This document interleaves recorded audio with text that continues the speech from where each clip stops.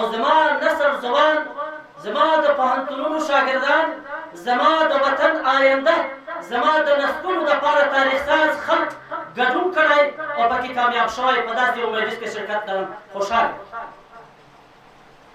حضارو محصلینو ځوانان. کله چې ابراهیم علیه السلام د کفارو بتخانې ته ورننوتل، د یو ځوان داسې با احساسه ځوان چې شرک نه منل، داسې یو با احساس ځوان د شرک د کفارو د مشرکینو د قوتونو او د یلغارونو او د هغه عظیم قوتونو په مقابله کې بتخانې ته ورننوځي، بتان ماتوي. دا د ټولو ځوانانو دپاره یو نقش قدم ده. نن که زه د یرغلګر ککرۍ ماتوم، که زه نن د شیطانانو هغه عظیم ککرۍ خاورو سره خاوره کوم، که نن زه په خپل وطن کې د اسلام دپاره د ټولو دنیا کفارو ته چلنج ورکوم، خو دا په دې معنا ده چې زه مخکې ابراهیم لرم، زه مخکې ابراهیم بت شکل لرم چې د بتخانو کې ننوځي او بیا ټول بتان ماتوي. کفار خپل منځ کې وایي فتى یذکرهم، فتى هغه ځوان دی، یذکرهم چې یادوي د خلق، یقال له ابراهیم چې ورته ابراهیم نوم یې هغه نوم ابراهیم ځوان.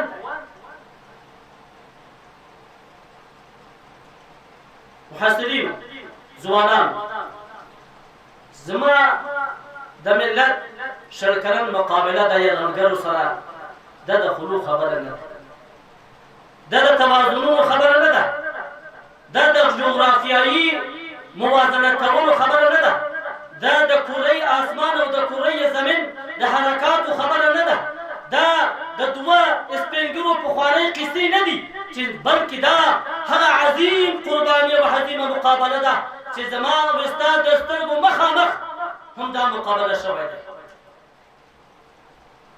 زما ملت، زما د دې ملت علما، طلبا، محصلین په داسې یو مهم شرایطو کې د کفارو سره مقابله کړې ده چې واقعا د حضرت ابراهیم علیه السلام ملتوب چې موږ د ابراهیم علیه السلام په ملت کې یو، هغه په رښتیا سره ثابت کړی دی. که ابراهیم علیه السلام د بوتانو ککرۍ مات کړی و، خو زما ملت په دې افغانستان کې د اوباما ککرۍ مات کړی دی. که زما ابراهیم علیه السلام د بوتانو ککرۍ ماتې کړی، زما ملت او زما محصلین علما طلبا دا د بوش ککرۍ مات کړی دی. که زما ابراهیم علیه السلام د بوتانو ککرۍ مات کړی، خو زما ملت، زما علما طلبا، مجاهدین و محصلین دا د جو بایدن او د ترام ککرۍ ماتې کړي. د ابراهیم علیه السلام مقابله غیر متوازنه، یو ځوان دی، نه ټوپک لري، نه پشتیبانه قوم لري، نه ورسره مال او منال د دنیا موجود دي. د دنیا هغه عظیم و کفارو مشرکینو بتخانې ته ننوځي، بتان ماتوي. په دې هم نه ډارېږي که د کفار راټول شي ما سره به څه کوي، ما په اور کې اچوي، ما ځوړندوي، ما پدار کوي، ما شهیدوي، ما راکش کاږي. په د یو شی کې هم فکر نه کوي، یوازې دغه ته متوجه ده چې ځمکه د الله ده، د الله د عبادت نه علاوه د بل هیڅ بت عبادت کول جایز نه ده. په دغه عقیده ننوځي، فتن ځوان دی، یذکرهم یقال له ابراهیم چې د ده نوم ابراهیم. همدغه شانتې زمونږ د اسلامي امارت مقابله، زما د علماو، طلباو، محصلینو مقابله ما ته معلوم دي. ما څه وخت د محصلینو په باب کار کړی دی، پېښور کې مو، کوټه کې مو، کراچۍ کې مو حلقې جوړې کړي دي.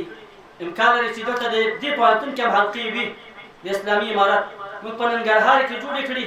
ګوره د دې ټولو کفارو په موجودګي کې زما د 14 کالو، 14 کالو، 18 کالو محصل په دې ښکلې څېره او ښکلې تندی، په دې ښکلې ځوانۍ د اسلامي امارت سپین بیرغ یې نیولی، د کفارو په مغز کې وایي نعره تکبیر، د کفارو په ذهن کې وایي افغانستان اسلامي امارت زنده باد. د کفارو یرغلګرو په مقابله هغه احساسات زما ځوان نسل محصلین راښکاره کړی چې د دنیا ټولو محصلینو ورته حیران دي. زه خو وایم دا جهاد، دا فتحه، دا اسلامي امارت زما د ټولو ملت، خصوصا زما د علماو، طلباو، محصلینو، د کاهمشونو د قربانیو، د واقعا د ایثاري قربانیو په نتیجه کې راغلی دی. زه ټولو ته مبارکباد وایم. نن که زما محصل راځي د شیطان د لښکر د ماتې په کتاب لیکنه کوي، د دې په اړه باندې امتحان ورکوي، دی ورسره ښایي که نه.